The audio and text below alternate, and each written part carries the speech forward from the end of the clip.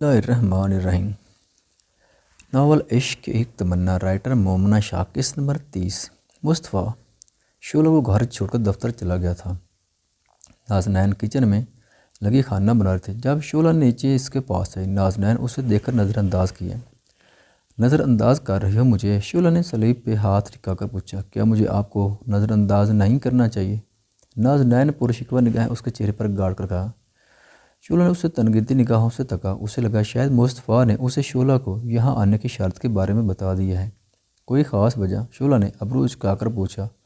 آپ نے میرے بھائی کو مارنے کی سازش کی اور تقریباً آپ اپنے عمل میں کامیاب بھی ہونے والے تھے، لیکن اس سے بڑی کوئی وجہ ہو سکتی ہے آپ کو نظر انداز کرنے کی؟ نازنین نے سلن میں چمٹا چلاتے کہا۔ شعلہ اس کی بات پر گہری سانس لیتے کندھے اچکا کر گوئے۔ ہاں، تمہارا مجھے نظر انداز کرنا درست ہے، پر مجھے ایک بات سمجھ نہیں آ رہی۔ جب میں آئی تم نے تب مجھے جاننے کو کیوں نہیں کہا یہاں سے؟ کیونکہ آپ کو مصطفیٰ لائے اور میں ان کی کسی بات سے انکار نہیں کر سکتی۔ نازنین نے سنجیدگی سے اسے جواب دی۔ اوہ صحیح۔ وہ سر ہلتی کچن سے نکل گئی اور نازنین اسے جاتا دیکھ کر رہ گئی۔ اسفند مارٹ میں گروسری شاپنگ کر رہا تھا جب اسے سامنے سے آتی شہلہ دکھی۔ وہ چہکتا ہوا اس کے برابر میں جا کر کھڑا ہوا تھا۔ کیا کر رہی ہو؟ اسفند اس کی پشت پہ کھڑا گویا ہوا۔ شہلہ چونکی اور دل پہ ہاتھ رکھتی مڑی اور اسفند کو دیکھ کر اس کے ماتھے پہ تعداد شکنوں کے جال بچھے تھے۔ لوگ یہاں آ کر کیا کرتے ہیں؟ شہلہ نے دانت پیس کر کم۔ گروسری خریدتے ہیں۔ اسفند نے ہاتھ بڑھا کر شہد کا جار اٹھایا۔ شہلہ بالکل ریک کے قریب ہو گئی، اس ڈر سے کہ کہیں ان کے کندھے ہی آپس میں مس نہ ہو جائے۔ تو میں بھی وہی خریدنے آئی ہوں۔ وہ اس کے پاس سے نکلی تھی اور اپنے ٹرالی کو بھی ساتھ گھسیٹا تھا۔ ہاں وہ تو میں بھی دیکھ سکتا ہوں، اسفند نے مسکرا کر کہا۔ شہلہ آنکھیں گھما کر رہ گئی۔ اس کی خریداری مکمل ہو چکی تھی، اب بس اسے بلنگ کرنی تھی اور یہاں سے نکلنا تھا۔ اسفند بھی اپنے ٹریلے میں شہد کی باتل رکھتا اس کے پیچھے ہو لیا تھا۔ شہلہ نے مڑ کر اسے گھورا تھا۔ دونوں بلنگ کاؤنٹر کے پاس کھڑے تھے۔ شہلہ اپنا سامان ٹرالی سے نکال کاؤنٹر پہ رکھ رہی تھی۔ اسفند بھی اس کا سامان جلدی اٹھا کر رکھنے لگا۔ شہلہ جل کر رہ گئی۔ اٹس اوکے، میں کر لوں گی، شہلہ نے سنجیدگی سے کہا۔ ارے اگر تم کرو گے تو میں کس کام کا یہاں کھڑا ہوں؟ اسفند نے فری ہو کر کہا۔ شہلہ ارد گرد لوگوں کو دیکھ کر اپنے منہ کو زبردستی مسکراہٹ کی شکل میں ڈھال گئی تھی۔ بلکہ بیل دینے کی باری ہے۔ جب تک شہلہ اپنے پرس سے کیش نکالتی، اسفند اپنا کارڈ کاؤنٹر پہ رکھ چکا تھا اور بل بھی پیش ہو چکا تھا۔ شہلہ نے پیسے نکال کر کاؤنٹر پہ رکھے تو کاؤنٹر پہ بیٹھے اکاؤنٹنٹ نے اس کے پیسے کھسکا کر اس کی جانب واپس کی۔ نیم سر نے بل پے کر دیا۔ شہلہ مڑ کر اسفند کو دیکھا جو وہاں سے غائب تھا۔ کہاں چلا گیا ہے یہ؟ اس نے اسی لڑکے سے پوچھا۔ میم وہ تو اپنا سامان لے کر چل گیا، آپ کے سامان کے ساتھ ہی انہوں نے اپنی بھی بلنگ کرا لی تھی۔ شہلہ جلتی کڑتی اپنی ٹرالی گھسیٹتی باہر آئی تھی۔ ڈرائیور آگے آیا تھا اور اس نے سارے شاپر اٹھا کر گاڑی میں رکھے تھے۔ وہ موبائل نکال کر اسفند کو کال کرنے لگی۔ چند بیل جانے کے بعد ریسیو کال ہو گئی۔ ابھی تو ملے تھے، اتنی جلدی تمہیں میری یاد ستانے لگی؟ وہ شوخی سے گویا ہوا۔ شہلہ نے گہرا سانس لے کر اپنا غصے کو قابو میں کیا اور تقریباً ایک لفظ چبا کر گویا ہوئی۔ زیادہ شوق ہونے کی ضرورت نہیں، اپنی بینک اکاؤنٹ کی ڈیٹیل دیتا کہ تمہارے پیسے تمہیں بھیج دوں۔ کون سے پیسے؟ وہ انجان بنا۔ ابھی جو تم نے میرے بل کے پے کیے وہ بالے پیسے۔ شہلہ نے خود کو غصہ کرنے سے روکا۔ تم مجھے وہ پیسے واپس کرنا چاہتی ہو؟ مقابل تعصب سے پوچھا۔ ہاں، اس نے ذرا گردن اکڑا کر کہا۔ اوکے پھر تم اس ایڈریس پہ آ جانا، ابھی تمہیں میسج میں بھیج رہا ہوں۔ اسفند نے کہتے ہی کال کاٹنا چاہیے۔ نہیں، میں نہیں آ سکتی، میں کچھ مصروف ہوں، اس نے بہانہ گڑھا۔ اوکے پھر پیسے دینے کی ضرورت نہیں، اسفند نے کہتے ہی کال کاٹ دی تھی۔ وہ اس کی حرکت پہ جل بھن کر رہ گئی تھی اور کچھ دیر بعد اس کے موبائل کی سیاہ اسکرین ایک بار پھر روشن ہوئی تھی۔ شہلہ نے اپنا موبائل پرس میں پھینکا تھا اور باہر کے نظاروں میں گم ہو گئی تھی۔ مصطفیٰ جب رات میں گھر آیا تو نازنین سجی سنوری ڈائننگ ٹیبل پر ملازمہ کے ساتھ کھانا لگا رہی تھی۔ مصطفیٰ نے اس کے دلکش سراپے سے نظریں چرائی تھیں۔ نازنین اسے دیکھ کر مسکرائی تھی۔ آ گئے تم؟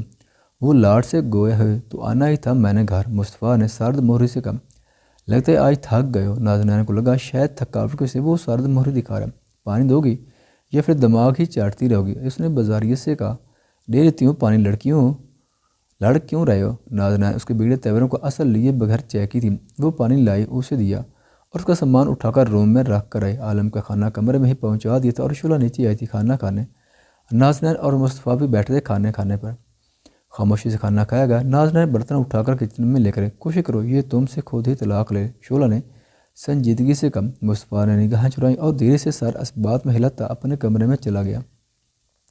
شعلہ بھی اٹھ کر اپنے کمرے میں چلی گئی۔ نازنین ملازمہ کو کچن سمیٹنے کی ہدایت دیتی اوپر کمرے میں آئے تو مصطفیٰ بیڈ پہ آڑا ترچھا پڑا تھا اور آنکھوں پہ بازو دھرا تھا۔ وہ پریشانی سے اس کے قریب آئی تھی۔ کیا ہوا مصطفیٰ، طبیعت ٹھیک نہیں ہے کیا تمہاری؟ وہ اس کے سر پر کھڑی، اس کا بازو اس کے چہرے سے ہٹانے جب مصطفیٰ نے پوری شدت سے اسے خود سے دور جھٹکا۔ کیا ہوا مصطفیٰ، ایسے کیوں بیہیو کر رہے ہو؟ اپنی آنکھوں کی نمی دھکیلتی وہ کپ کپاتی آواز میں مستفسر ہوئی۔ تھوڑی دیر اکیلا نہیں چھوڑ سکتی تم مجھے؟ مصطفیٰ نے آنکھوں سے بازو ہٹا کر بیزار سے لہجہ میں کہا۔ نازنین نتن پھلائے کمرے کی لائٹس آف کرتی اپنی جگہ پہ جا کر لیٹی تھی اور اندھیرے میں ہی بڑبڑانا شروع کر لیا تھا۔ سب مرد ایک جیسے ہوتے ہیں، جب پتہ لگ جائے نا کہ بیوی بھی تو ہماری محبت میں پاگل ہے، کچھ بھی کرے کیسے بھی دل کیا اسے جھڑک دے گی۔ وہ تو پاگل کی بچی ہے، اس نے کون سا کچھ بولنا ہے، پر کان کھول کر سن لو تم مصطفیٰ، اگر تھوڑی دیر میں تمہارا یہ سوجا منہ درست زاویے پہ نہ آنا تو جان لے لوں گی میں تمہاری۔ وہ بڑبڑاتی ہمڑی تھی اور اندھیرے میں اس کی گردن گرد اپنے باہوں کا حصار بنا گئی تھی۔ مصطفیٰ آنکھیں موند کر رہ گیا تھا۔ اتنا آسان تو نہ تھا اب اس سے خود سے دور جھٹک دینا۔ مصطفیٰ نے گہری سانس لے کر اس کے گرد بازو حمائل کیا۔ نازنین میں تھک گیا ہوں، اس نے بے بسی سے کہا۔ ہاں تم اکیلے تو نہیں تھکے نا، میں بھی صبح سے لگی ہوں، گھر کے کام کر کے میں بھی تھک چکی ہوں۔ وہ اس کے سینے پہ اپنا سر ٹکاتے لاڈ سے گوئے۔ نازنین پلیز پیچھے ہو جاؤ۔ وہ یکدم سر مور سے گویا ہوا۔ خفا ہو؟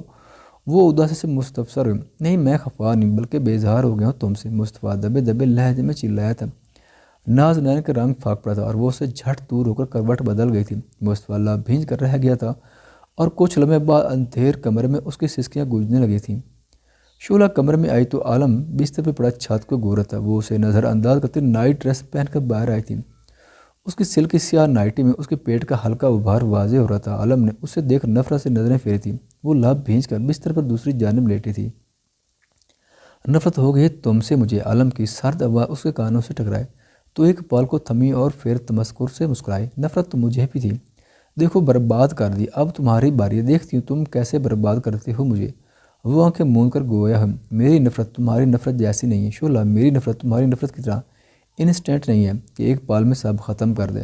میری نفرت بہت سلو ہے، وہ دھیرے دھیرے تمہیں برباد کر دے گی۔ میری نفرت بالکل سلو پوائزن جیسی ہے جو تمہیں دھیرے دھیرے ختم کر دے گا، تمہیں پتہ بھی نہیں چلے گا۔ عالم کا انداز کافی سر تھا۔ جناب برباد آپ جیسے لوگ ہوتے ہیں جن کے پاس کچھ ہو، ہم جیسے جن کے نہ آگے کوئی ہو نہ ہی پیچھے، ان کا بربادی سے کیا سروکار ہے؟ وہ پرسوز لہجے میں کہتی۔ کمفرٹر خود پر ڈال کر آنکھیں موند گئی۔ عالم اسے کئی لمحے تکتا رہا پھر آنکھیں موند گیا۔ شعلہ کو برباد کرنا تو اب اس کی زندگی کا سب سے بڑا مقصد بن گیا تھا اور عالم یہ تہیہ کر چکا تھا کہ اسے شعلہ کو برباد کرنا ہے ہر صورت میں، مطلب ہر صورت میں۔ پہلے شاید کوئی تمہارے آگے پیچھے نہ تھا پر اب تو ہے تمہارا بچہ۔ عالم کی آواز جیسے اس کے کان میں پڑی، شعلہ کی آنکھیں جھٹ کھلی تھیں۔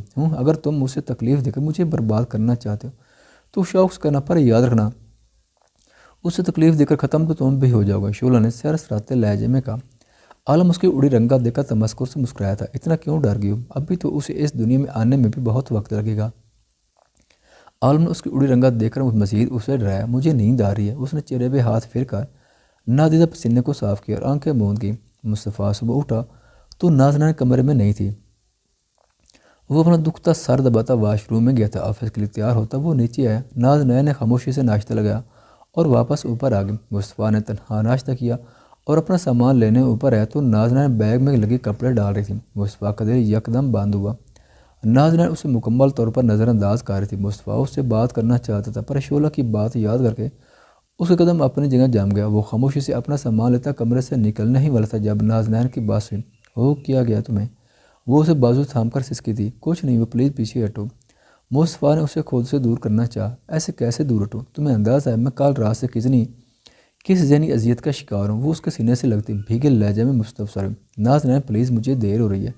مصطفیٰ نے بے چارگی سے کہا۔ ہو جائے دیر پر میرے سوالوں کو جواب دیے بغیر تم یہاں سے کہیں نہیں جاؤ گے۔ مصطفیٰ نہیں تو میں تمہاری جان لے لوں گی۔ وہ مزید اس سے چپکی تھی۔ نازی پلیز، وہ اس کے گرد بازو لپیٹتا محبت سے منت کرنے لگا۔ پلیز پلیز کچھ نہیں، مجھے بتاؤ آخر کیا ہوا ہے تمہیں؟ وہ اس کے سینے پہ اپنے لب دھرتی مستفسر ہوئے اور یہاں مصطفیٰ پگھل گیا۔